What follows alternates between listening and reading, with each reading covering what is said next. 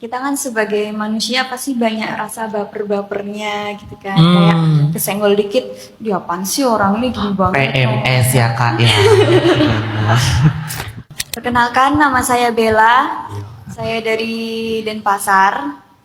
Dari Bali, sengaja datang atau tinggal di Surabaya? Enggak tinggal di Surabaya. Diajakin temen buat ke sini.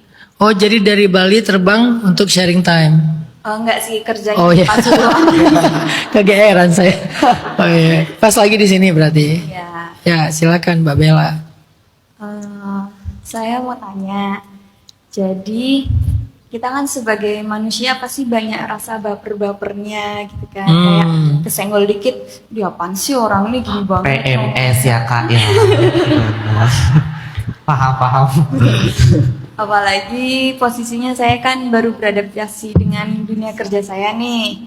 Terus kayak gimana sih caranya ngadepin atasan, ngadepin rekan kerja biar nggak kayak dikit-dikit sakit hati.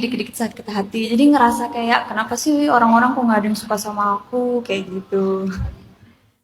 Jadi ketika kita ada masalah, cari jeda. Jeda. Jangan semuanya dilakukan di waktu yang bersamaan. Sakit, langsung bereaksi. Kesenggol dikit, langsung bereaksi. Cari yang namanya jeda. Kenapa jeda ini penting? Karena jeda ini akan membuat kita lebih baik dalam bersikap. Ada sebuah nasihat dari ulama yang saya suka banget, tapi nasihatnya dalam bentuk analogi dan peribahasa. Kata ulama gini, janganlah kalian meminum air ketika sedang panas. Tunggulah dia agak sejuk, barulah engkau minum. Karena jika engkau meminumnya ketika panas, dia akan membuat bibir dan lidahmu terluka.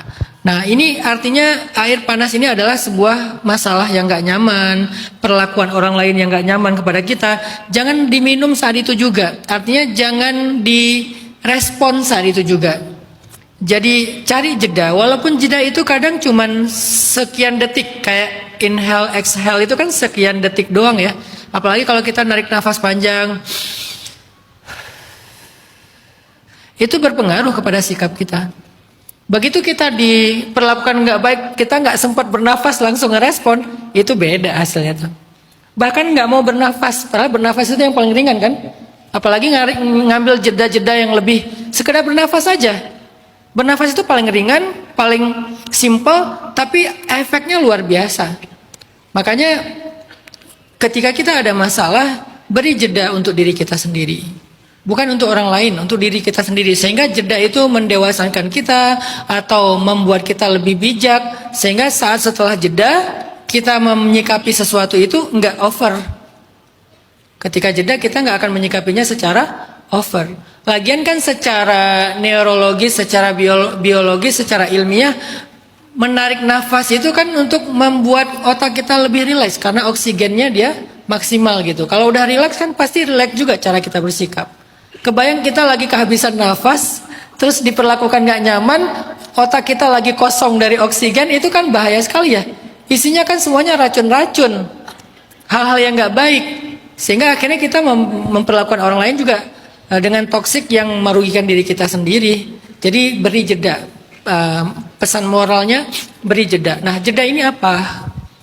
Selain narik nafas, menghembuskan nafas, apalagi jedanya? Itu kan cuma cara paling simpel. Cara lain adalah beri jeda dengan menghindar. Beri jeda dengan, kalau kita nggak bisa menghindar, beri jeda dengan melakukan hal yang bikin kita ke distract dari dia atau dari sikapnya. Dan hal yang bikin kita ke distract ini bisa apapun, bisa tugas kita, bisa hobi kita. Jadi kita bisa ketika nggak nyaman dengan seseorang, kita fokus saja, aku lagi ngerjain apa ya tadi ya, atau kita lagi hobi apa ya sekarang ya, ya udah lakukan hobi kita. Dan itu membuat kita ada sedikit waktu buat menentukan sikap terbaik kita. Itulah kenapa punya hobi itu penting dalam Islam. Jangan pikir Islam itu cuma ibadah aja, walaupun ibadah itu udah keren banget lah. Tapi kan hidup Nabi bukan tentang ibadah aja kan sunnahnya. Ada sunnah hobi juga kan. Nabi sudah senang berkuda, Nabi senang hiking ke Gunung Uhud, Nabi senang duduk di sumur sebagai tempat healing beliau, me time beliau. Jadi tetap jalanin hobi. Nah, hobi itu entertain, itu jeda. Jeda yang membuat kita bisa mengatur sikap kita.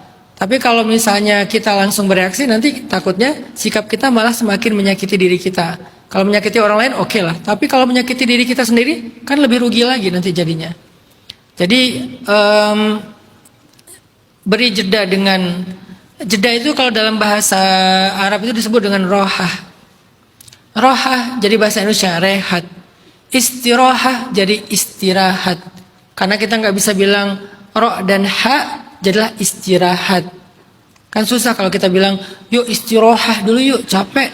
Kan susah ya, nanti keseleo lidahnya ya.